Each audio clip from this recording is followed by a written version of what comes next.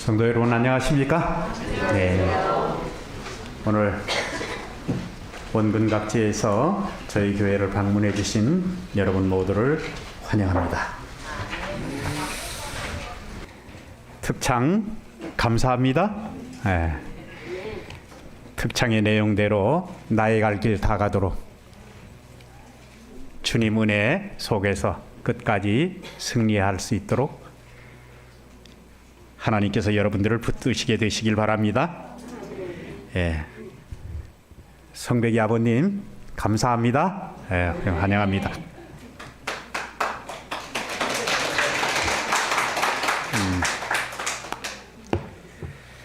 자, 오늘은 제가 옷 이야기를 조금 해보려고 합니다. 우리 모두는 옷을 입고 삽니다. 어떤 옷을 입든 그것은 자유입니다. 벗고 다니는 것은 사회 규범이 이를 막고 있습니다. 계절별로 입는 옷이 서로 다릅니다. 봄, 가을로 입는 춘추복이 있는가 하면 여름에 입는 하복이 있고 추운 겨울에는 동복이 있습니다.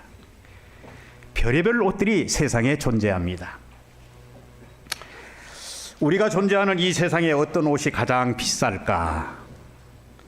그래서 제가 AI에게 물어봤습니다. 가격 1위 미들튼 드레스 약 145억 원.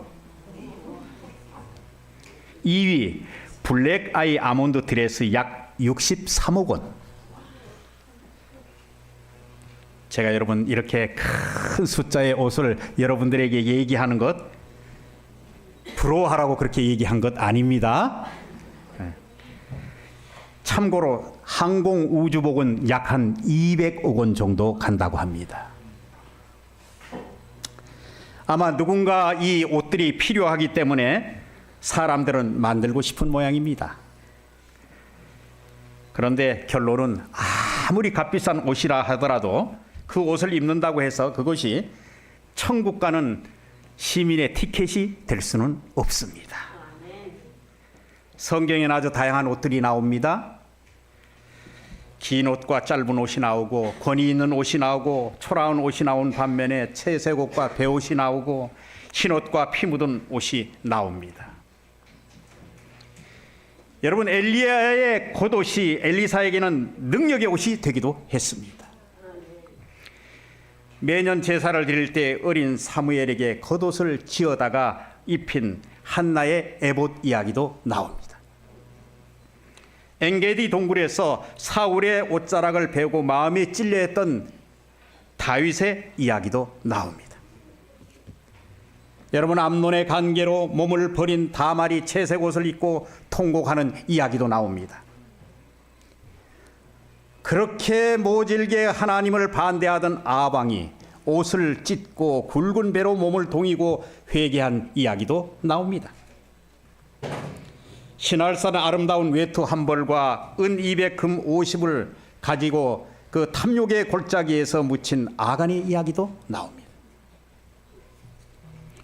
유월절 회복과 여호와의 율법으로 백성을 각성시키고 정말 일생일대의 위대한 요시야 왕이 무기또 골짜기에서 사병의 옷과 바꾸어서 전투하다가 죽는 이야기도 나옵니다. 너희는 옷을 찢지 말고 마음을 찢으라는 요엘 선지자의 기별도 있습니다. 옷에 관한 이야기는 수없이 많습니다. 모든 사람이 옷과 관련된 삶을 삶으로 옷에 대한 기록이 많은 것 같습니다. 저는 오늘 창세기 3장 17절로 있는 말씀을 좀 읽겠습니다. 아담에게 이르시되 내가 내 아내의 말을 듣고 내가 너더러 먹지 말라 한 나무의 실과를 먹었은즉 땅이 너로 인하여 저주를 받고 너는 종신토록 수고하여야 소산을 먹으리라. 땅이 내게 가시덤불과 엉겅퀴를 낼 것이라. 너의 먹을 것은 밭의 채소인즉 내가 얼굴에 땀이 흘러야 식물을 먹고 필경은 흙으로 돌아가리니 그 속에서 내가 취함을 입었음이니라. 너는 흙이니 흙으로 돌아갈 것이니라 하시니라. 아담이 그 아내를 하와라 이름하였으니 그는 모든 산자의 어미가 됨이더라. 여호와 하나님이 아담과 그 아내를 위하여 가죽옷을 지어 입히시니라. 가죽옷 이야기 조금 하려고 그럽니다. 가죽옷 이야기. 여러분, 죄짓고 에덴에서 추방당하는 이들 부부에게 하나님께서 손수 지으신 따뜻한 가죽 한 벌 이야기는 우리의 마음을 따뜻하게 합니다.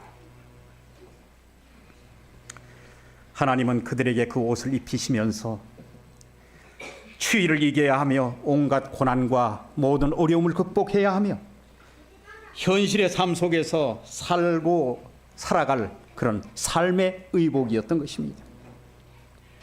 성경에 우리가 읽은 대로 보면 그들은 하나님의 명령을 저버렸습니다.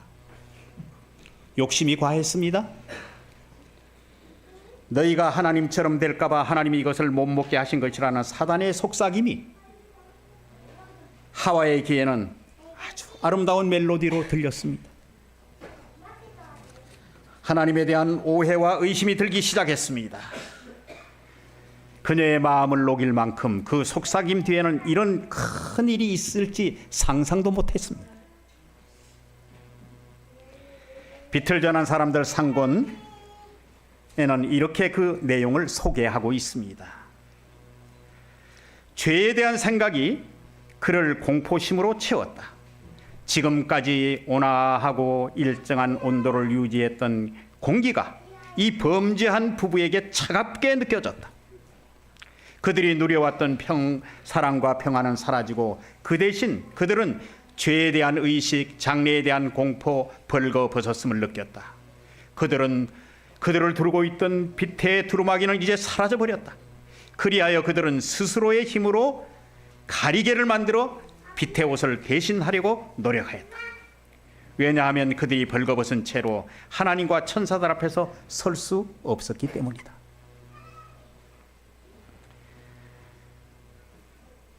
여러분, 이게 일회용으로 만든 그 치마가 금방 쓸 수 없다는 것 여러분 잘 아시죠? 예. 죄책감이 몰려오고 지쳐서 두려워하고 어쩔 줄 몰라 하는 그 부부에게 정말 하나님의 따뜻한 손길인 가죽옷이 그들에게는 절대로 필요했습니다. 그들이 죄를 졌을 때 하나님께서 그들을 찾고자 했는데도 그들은 하나님에 대한 불신과 오해로 서먹해졌고 하나님 앞에서 숨고 싶은 마음뿐이었습니다. 오늘날도 많은 사람들이 어떻게 이야기하는가 하면 이렇게 얘기합니다. 아담 하와가 저지른 작은 죄에 대해서 너무 무서운 결과를 가져왔다고, 하나님이 너무 하셨다고 그렇게 얘기하는 사람들이 있습니다. 혹시 여러분들 성경 읽으시면서 그런 마음이 들지 않으셨습니까? 그들을 취급하시는 하나님의 지혜와 공의에 대해서 비난한다는 것입니다. 하나님 너무 하시는 거 아니야? 그 열매 하나 따먹은 게 너무 이게 가혹한 게 아니야? 그렇게 얘기하면서 죄는 요만한데 벌은 너무 크다. 여러분 생각은 어떠십니까? 혹시 그런 생각 안 해보셨습니까?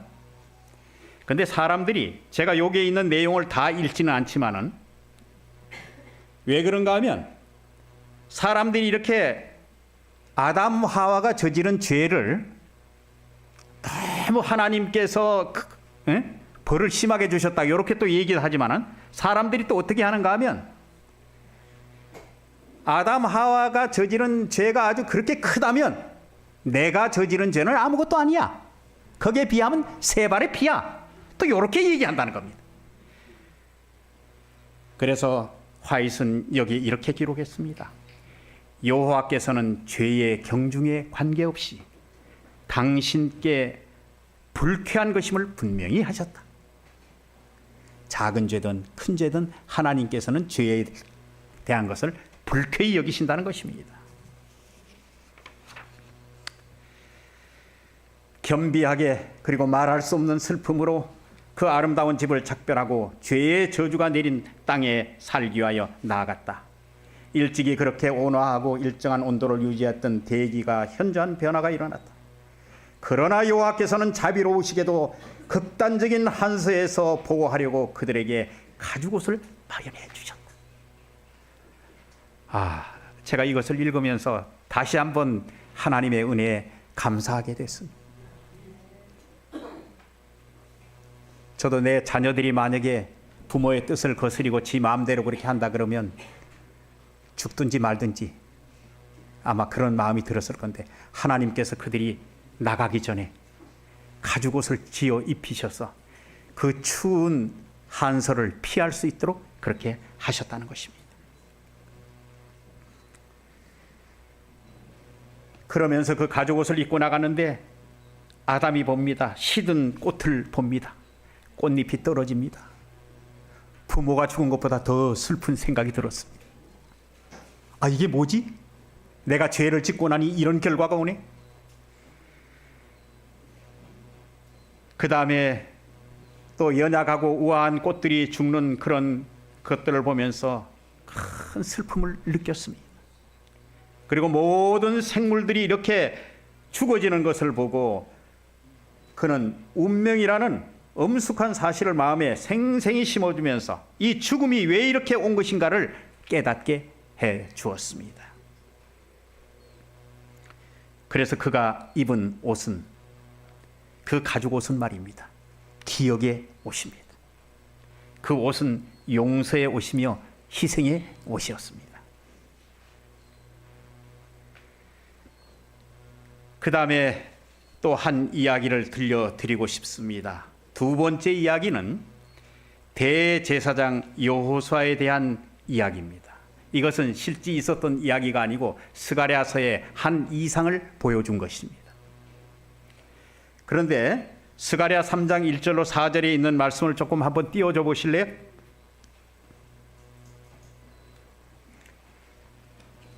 이 장면을 왜 여러분들에게 상기시키는가 하면, 여러분들이 무슨 일을 할 때에 사단은 여러분들에게 그렇게 조소한다는 것입니다. 어떻게 해요? 한번 사단이 이제 사람을 세워놓고 여호수아 대제사장을 세워놓고 어떻게 하는가 하면 그의 허물들을 캐내기 시작합니다. 뭐라고요? 여기는 짧게 표현이 되어 있지만은 불에서 꺼낸 그슬린 나무 같은 그런 존재라고 얘기하면서 그의 허물을 캐내기 시작합니다. 여러분, 예수 믿으면 어때요? 주변에 있는 사람들이 그런 얘기 안 합니까? 예. 이거 무슨 아이고 그렇게 예수 믿는다더니 내가 봐도 그거 아닌 것 같다고 막 그냥 옆에서 얼마나 많은 사람들이 조소하는지 모릅니다. 그런데 그렇게 조소할 때에 하나님께서 뭐라고 선언하시는가 하면 이렇게 선언하십니다. 더러운 그 옷을 벗기라. 여호수아에게 이르시되 내가 내 죄가를 다 제하여 버렸으니 내게 아름다운 옷을 입히리라. 그래서 이런 아주 귀한 이런 말씀이 있기 때문에 우리는 하나님이 더러운 옷을 제하시고 새 옷을 입히신다는 그런 소망의 큰 용기를 갖게 되는 것입니다. 여기 하나님이 옷을 벗기시는 것은 무슨 의미인가 하면 죄의 악을 벗겨버리는 것을 상징하는 것입니다. 사람의 눈에는 화려하고 값진 옷이라 할지라도 하나님 눈에는 버려야 할 것들이 보인다고 말합니다. 어떤 사람이 평생을 통하여 걸어온 길, 또 고수해온 이념과 사상, 확고한 것으로 여겨왔던 도덕관, 심지어 지식과 학문까지도 버려야 할 더러운 옷으로 간주될 수 있다. 이런 경우에 하나님은 그 옷을 벗기신다. 그 사람이 몸이 벌거숭아가 되고 치부가 노출되게 된다. 여러분, 옷을 벗긴다는 것은 새 옷을 입히기 위한 하나의 기초 작업입니다. 더러운 누더기 같은 그 옷 위에 새 옷을 입힐 수 없기 때문입니다. 이것은 하나님이 의도한 개과천선이 무엇인지 분명하게 보여주는 것입니다. 외부적 행동보다도 마음의 혁명이 앞서야 된다는 것입니다. 마음의 변화 없이 겉모양만 꾸미는 외부적인 그런 개조는 바람직하지 못하다는 것을 뜻합니다. 마음의 동기부터 쇄신해서 새 생활의 근본적인 변화를 강조하고 있습니다. 심령의 정결로부터 사람의 옷이 입혀져야 된다는 말씀인 것입니다. 여러분, 새 옷을 벗기고 새 옷을 입힌 것만 그것으로 만족하면 될까요? 아닙니다. 내가 새 옷을 깨끗하게 입혀줬으니 그대로 입고 있으라는 뜻입니다. 깨끗한 옷을 입고서 불편을 느끼지 않고 활동하기에 알맞은 위치에 서라는 것입니다. 성경은 하나님이 새롭게 입혀주신 옷을 더럽히거나 벗어버리는 일이 없도록 함을 거듭거듭 강조하고 있습니다. 새 옷은 사람의 지위나 계급의 상징이 아닙니다. 그것은 정결해진 하나님의 품성인 것입니다. 여러분, 여기에 보면 이 사단이 하나님의 백성을 조소하고 그렇게 얘기합니다. 그런데 이게 다른 주석에 보니까 이렇게 표현해놨어요. 불에 거슬려 꺼낸 나무 같은 그 대제사장 여호수아는 이스라엘 백성을 가리킨다. 불은 바벨론의 포로를 의미하고, 얼마나 그 불이 가혹했으면 불로 이렇게 표현했는지 모르겠어요. 더러운 옷을 입고, 더러운 옷은 수치와 비난거리가 되는 것입니다. 심각한 죄의 상태에서 이런 옷을 걸친 여호수아의 모습은 당시에 정말 죄로 가득한 이스라엘 백성을 상징한다, 그렇게 했습니다. 사탄은 정결치 못한 성도의 상태를 문제 삼습니다. 이에 대한 하나님의 답변은 명확합니다. 여호와의 선언은 그 죄가를 제해 버리는 것이다. 죄에 깨끗이 하겠다는 약속은 전적으로 하나님의 은혜에 근거하며 우리의 옛사람을 벗기고 새사람을 입히는 것과 같다. 하나님은 택하신 백성의 죄를 완전히 사하시고 구원의 의로 옷 입히는 것이다. 이번에 마달피에 가서 저희들이 입학하면서 들은 그 중요한 메시지의 첫 번째 기별은 뭔가 하면, 사람이 결코 자기의 의로 의롭게 될 수 없다는 것입니다. 매일매일 하나님 앞에 굴복되고 매일매일 새롭게 출발해야 그 사람은 하나님 안에 있게 된다는 것입니다. 내가 무엇인가 조금 이루었다고 생각하고 내가 내 의를 좀 찾고 그 다음에 내가 좀 다른 사람한테 좀 드러낼 만한 어떤 것이 있다고 생각하는 그 순간부터 어떻게 되는가 하면 그 사람은 그 하나님과의 관계가 끊어지는 것입니다. 자만하게 되고요. 그래서 철저 매일매일 다시 시작하는, 그래서 그 강사님은 이렇게 얘기했어요. 여러분, 매일 0%에서 시작하십시오. 매일 0%에서 시작하십시오. 전 그 말이 아주 제 마음 가운데 아주 비수같이 꽂혔습니다. 매일매일 내가 다시 시작하리라. 얼마나 감사한지. 여러분, 우리가 다 매일매일 새롭게 시작하는 여러분들이 되시길 바랍니다.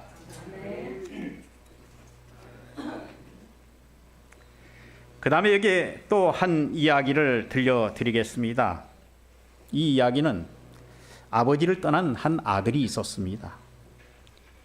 이 아들은 유산을 받아가지고 먼 나라에 가서 아무도 제지받지 않는 삶을 살았습니다. 돈은 모든 사람들에게 그를 추앙하게 만들었습니다. 그의 씀씀이는 헤퍼졌고 아낌없는 선심에 돈지갑이 얇아져가는 것을 깨닫지 못했습니다. 그렇게 허랑방탕한 세월을 보내다가 여러분, 완전 쪽박을 찬 후에 아버지 집이 생각난 것입니다. 내가 아들이라고 말하지 말고 아버지 집에 가봐야 되겠다 하는 생각이 들었습니다. 아버지 집에는 종들도 배부르게 먹는데 내가 이곳에서 무엇하는 생각이냐 하는 마음이 들어서 그는 그저 아버지가 종으로 나를 받아주신다면 감지덕지한 생각을 가지고 그는 아버지 집을 향하여, 여러분, 그 발걸음이 어떻게 힘찼겠습니까? 어떻겠습니까? 예? 가는 게 말입니다. 참 부끄럽고 죄스럽고 나를 받아주실까?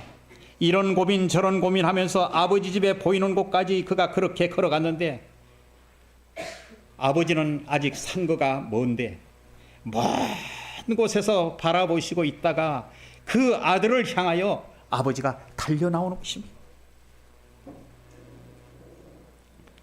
달려나와서 이 아버지는 자기를 한 대라도 그냥 후려치면서 이놈아 지금 어디 갔다 저기 오냐 이렇게 얘기할 줄도 알았는데 아버지는 그렇게 안 하시고 어떻게 했어요? 는 자기가 입고 있던 자기 옷을 벗어서 아들에게 그냥 확 쏴줍니다. 누가 볼까봐. 아이고 저 집 작은 아들이 어디 갔다가 거지가 돼서 돌아왔다는 그 얘기 안 들려주려고 아버지는 얼른 자기 옷을 벗어 아들에게 덮어줍니다. 몸에 냄새가 나든 말든 아버지의 은혜의 두루마기는 아들의 죄를 덮기에 넉넉했습니다. 아들의 모든 죄가 덮입니다. 고백이 이어집니다. 울음이 터집니다. 내 아버지여 나를 아들로 여기지 마십시오. 그저 종의 한 사람으로 여겨주시고 밥이나 먹여주십시오. 아버지는 얘기합니다. 아니다 하더라. 아니다.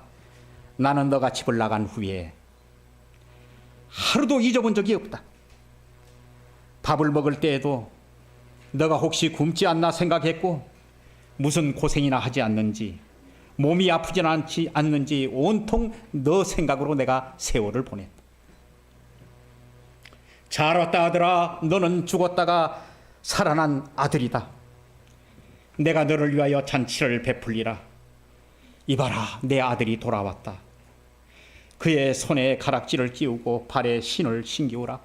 그는 이제 종이 아니다. 죽었다가 살아난 내 아들이다. 너의 허물과 죄 다 잊어라. 나는 너를 용서할 것이다.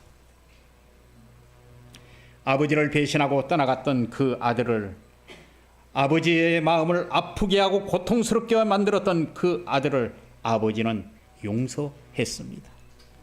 그 이야기가 누가복음 15장에 나오는 이야기입니다. 죄 있는 아들의 상태에 아버지 옷을 입혀준 그 하나님의 의를 나타내는 또 다른 한 이야기가 되겠습니다. 그 다음에 또 보면 마태복음 22장 1절로 13절에 보면 이런 이야기가 나옵니다. 한 임금이 혼인 잔치에 여러 사람을 초대하는 이야기가 나옵니다. 아주 만반의 준비를 해놓고 수많은 사람들에게 잔치 자리에 오라고 초청을 합니다. 그런데 이 사람들이 하나같이 나는 내가 산 밭에 가봐야 되겠다 이야기합니다. 또 한 사람은 또 자기 상업차로 가봐야 되겠다고 얘기합니다. 또 다른 사람은 또 여러 가지 일들을 핑계대면서 그 소식을 전하러 갔던 사람들을 능멸하고 때려줍니다. 그 이야기를 들은 이 임금이 너무 노하여 군대를 통하여 그들을 진면합니다. 청한 사람들이 합당치 않다. 복음을 여기 거절한 사람들, 이스라엘 백성들을 표현하고 있습니다. 사거리에 가서 사람들을 데리고 오라. 그것은 뭔가 하면 이방 사람들을 향해서 데리고 오라 그 이야기입니다. 준비된 옷을 입지 않은 사람.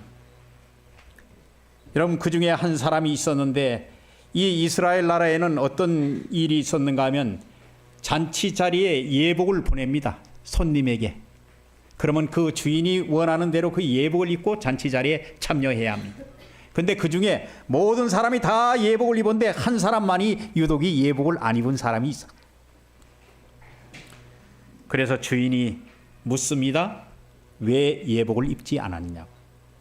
이것은 보낸 주인의 호의를 무시하고 변명하는 것은 용납이 되지 않습니다.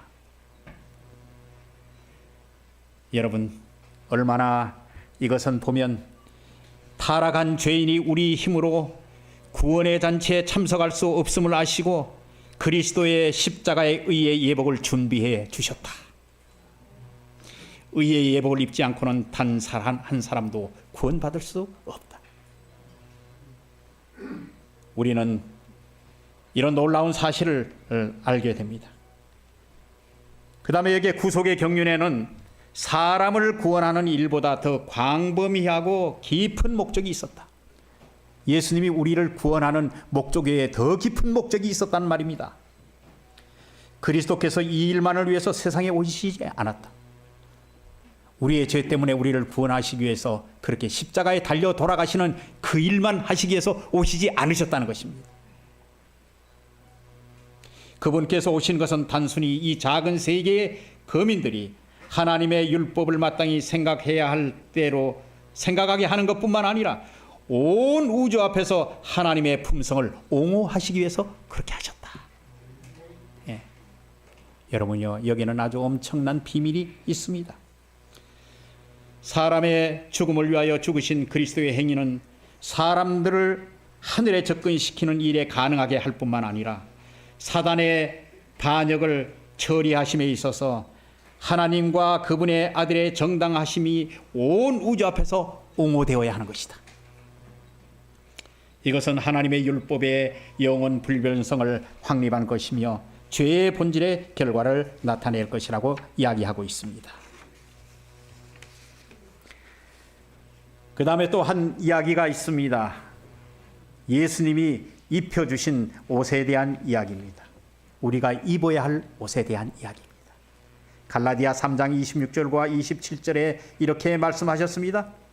너희가 다 믿음으로 말미암아 그리스도 예수 안에서 하나님의 아들이 되었으니 누구든지 그리스도와 합하여 침례를 받는 자는 그리스도로 옷 입었느니라.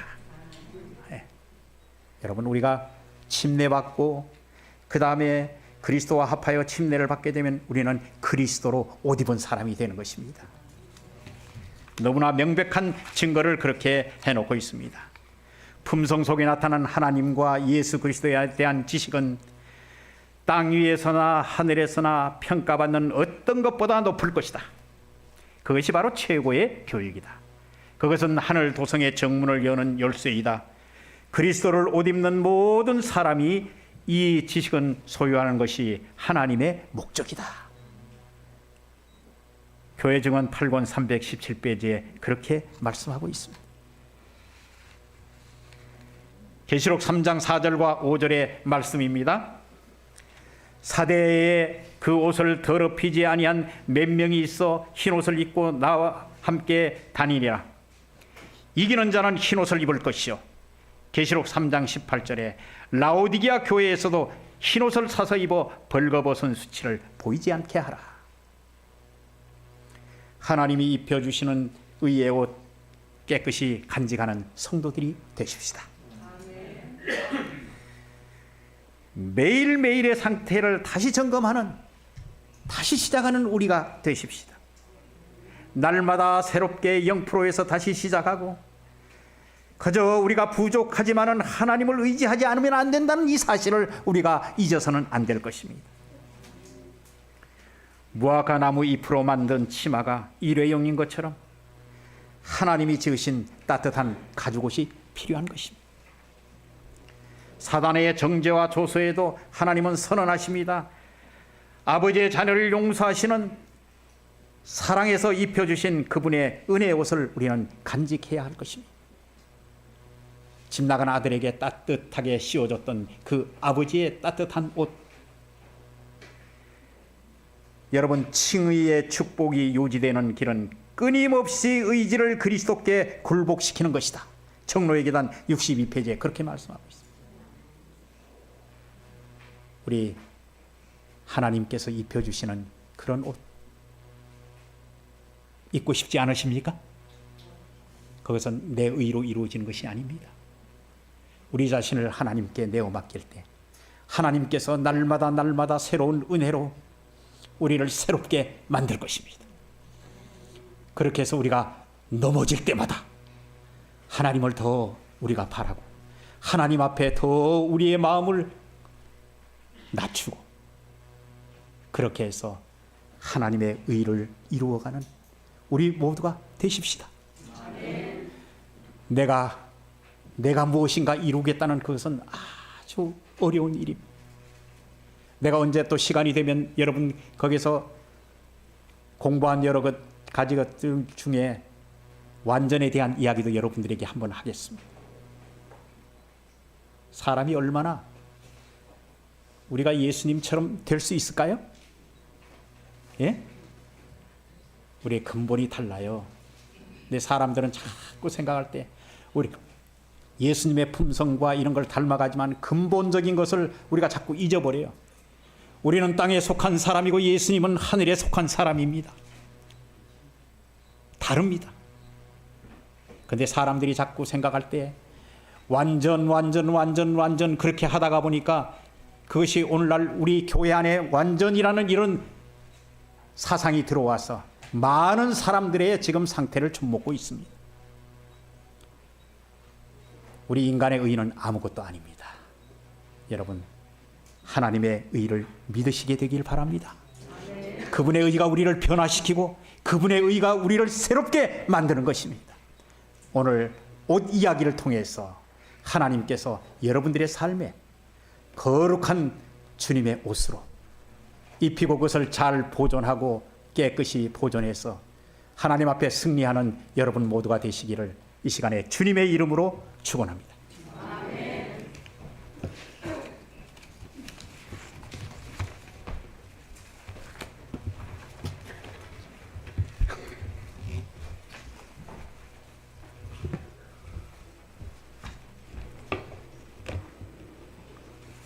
찬미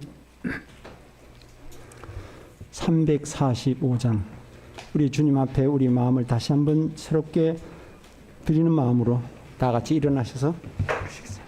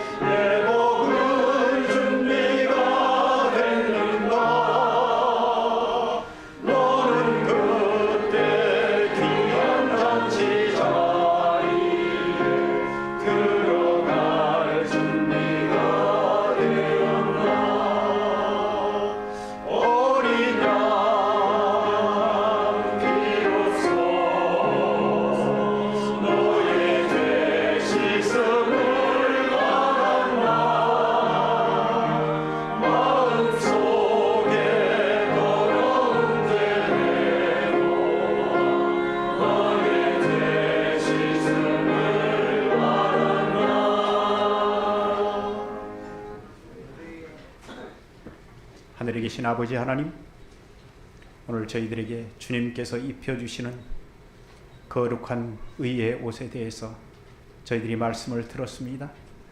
저희들의 부족을 깊이 깨닫고 우리의 자신의 의를 내려놓게 하옵소서. 그리고 하나님의 의의 옷을 저희들에게 입혀 주옵소서.